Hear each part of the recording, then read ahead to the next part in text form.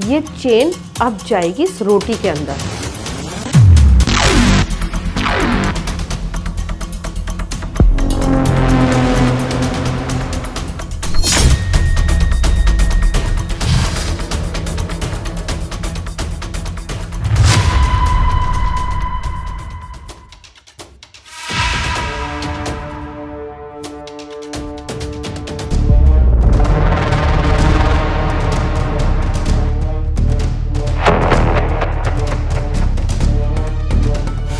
मालकिन, मैं जा रही हूँ।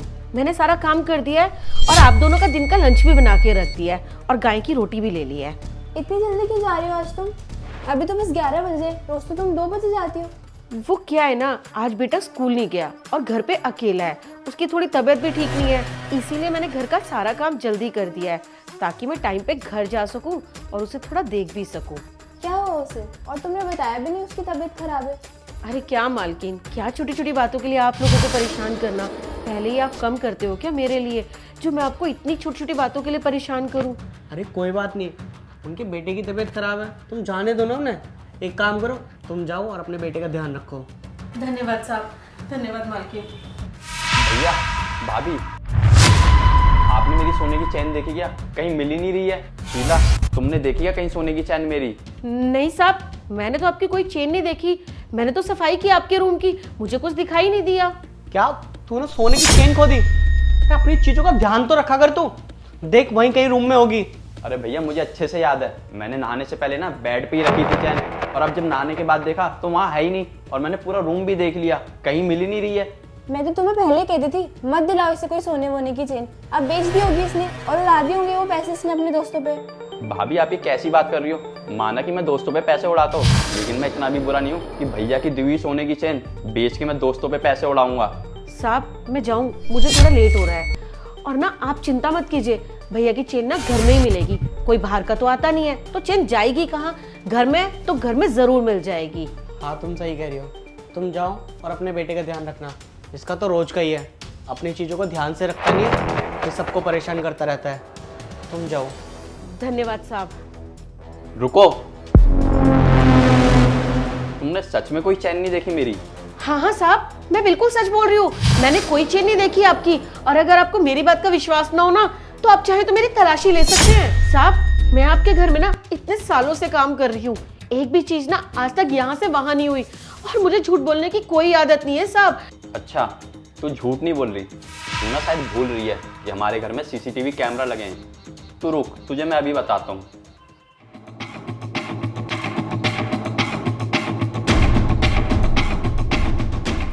अरे चैन कहाँ गई? यहीं तो रखी थी यार, यहीं तो रखी हुई थी। एक काम करता हूँ, कैमरे में देखता हूँ।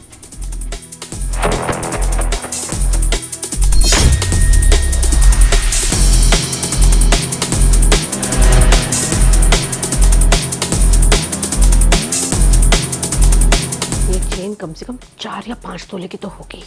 छोटे मालिक तो नहा रहे हैं, इससे पहले वो नहा के निकले, इस चेन को लेके ना मैं गायब हो जाती हूँ।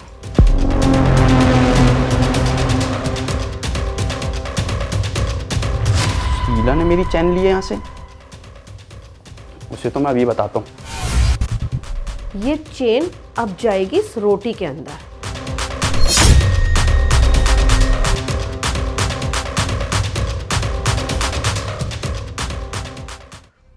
साहब मुझे माफ कर दो, मुझसे गलती हो गई। वो आपकी चेन बेड पे रखी देखी ना, तो मुझे लालच आ गया, मैंने सोचा चेन चुरा लेती हूँ। अगर ये चेन चुरा के मैं ले जाऊंगी ना, तो मुझ पे तो कोई शक करेगा नहीं, उल्टा आपको ही डांट पड़ेगी कि आपने कहीं गिरा दी होगी, क्योंकि आप थोड़े लापरवाह हो। हमेशा मेम साहब आपको ऐसा बोल के डांटती रहती थी। साहब मैं वादा करती हूँ कि आज के बाद ना ऐसा कोई काम नहीं करूंगी। साहब आप बोल दीजिए ना छोटे साहब को कि मुझे माफ कर दे। साहब इतने सालों से मैं आपके यहाँ काम कर रही हूँ, मैंने कभी शिकायत का मौका नहीं दिया, प्लीज साहब माफ कर दीजिए। बस करो, और कितना ड्रामा करोगी तुम?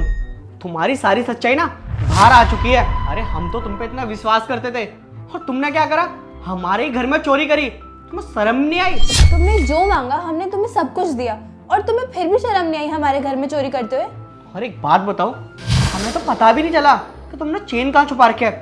देखो जल्दी से चेन निकाल के दो। साहब ये लीजिए चेन।